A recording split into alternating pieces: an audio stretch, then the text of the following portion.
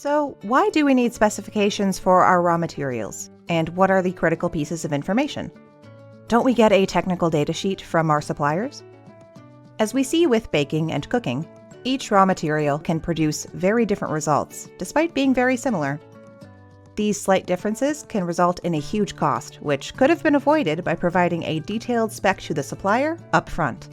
When errors occur, we are required to stop the line and take corrective action.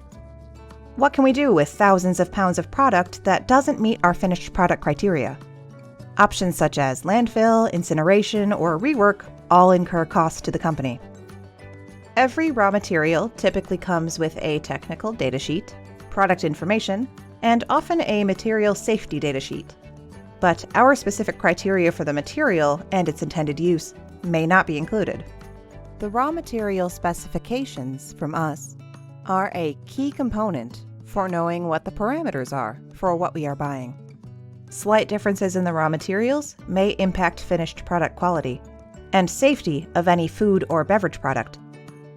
As such, specifications should be a critical part of the contract between the vendor and supplier to assure the consumer gets the expected product each time.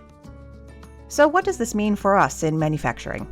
Elements of the raw material specification include information about the product, such as color, form, functionality, etc., and information about the packaging, such as pack material and size, to deliver the correct amounts for handling at the receiving location.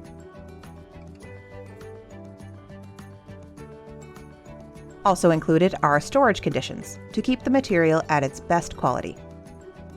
For example, if the shipping and storage temperature isn't clearly communicated, the receiving location may not get the product in the correct form for handling in the manufacturing of the finished product.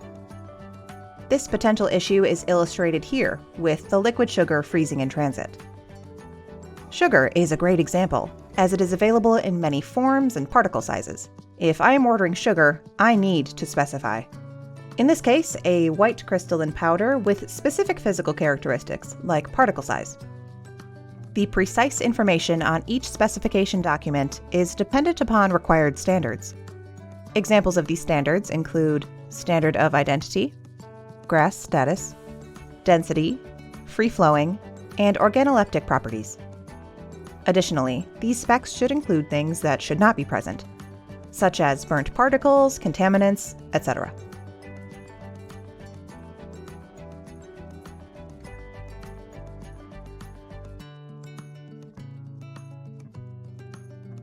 Let's have a look at how the sugar we buy gets from sugarcane or beet to the package in your cupboard, and why it is so important to have an internal specification to acquire the right sugar every time. At the mill, trucks empty their load onto a receiving table. It feeds a belt conveyor that takes the cane through two separate washes. The cane must be as clean as possible for extracting the juice. But first, the cane's hard structure is broken down inside this crusher, where rotating hammers break the cane into small pieces. In this milling tandem, the cane passes through a series of 5 or more consecutive mills. Large cylinders compress the cane fibre. The juice pours out of the milling tandem. Now that the juice is extracted from the sugar cane, it's time to process it. However, before it's turned into sugar crystals, a sample goes through a series of tests at the sugar mill's laboratory. Then it's poured into a polarimeter, a machine that measures the concentration of sugar. The juice from the mills now falls through this 10-meter-high tower as sulfur dioxide vapors rise through it. This process, known as sulfitation, bleaches the juice. Then it flows through a device that measures its pH level. Workers add powdered lime to water, preparing a solution to which they will then add the juice.